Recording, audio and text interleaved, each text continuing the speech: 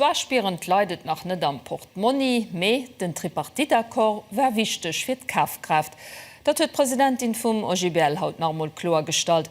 De Moie war de Nationalkomitee vun der gräster Gewerkschaft zu Esch bei Neen, an nief der Analyse vun der aktueller politischer, sozialer an ökonomischer Situation vum Land goufe doch schon en Ausblick op Themen, die prioritär fir d'Chamberwahle sinn. Clint Kurten. Pandemiebedingt war d Maison du Peuple zu Esch wohl lang net mi so gefüllt wie den Stimmungen. Bei der Reunion vom Nationalkomitee vom OGBL gouf nach emol dat gut Tripartitresultat afirgehowen, Reproche vubausen, dat den Akkor net ökologisch an net sozial gerecht genug wie, lässt Präsidentin net gëllen.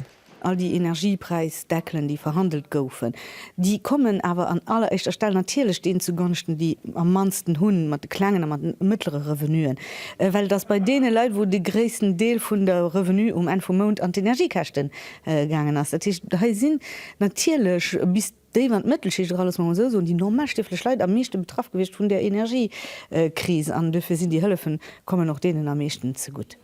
Datselwech géif op d'Adaptatioun vum Steuerbarem und d'Inflatioun zoutreffen, die den OGBL schon zunter dem letzte Joer gefordert hat.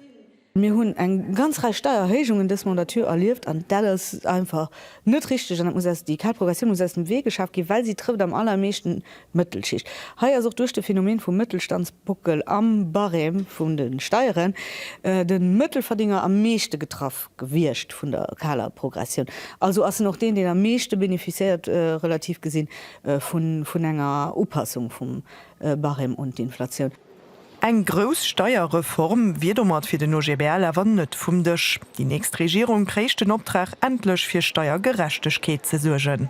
Sowohl Gerechtigkeit am Barem von der Person Physik, die Mannerbesteuerung für die Klang, mehr Besteuerung für die Heichrevenuen, mehr aber auch mehr Gerechtigkeit an der Besteuerung zwischen Arbeit und Kapital. An wie vun de Chamberwahlen géwen als Gewerkschaft keng Rekommandationen fir einzelne Leute oder Parteien machen, allerdings hier Wahlprogrammer genee ënner Lupulen.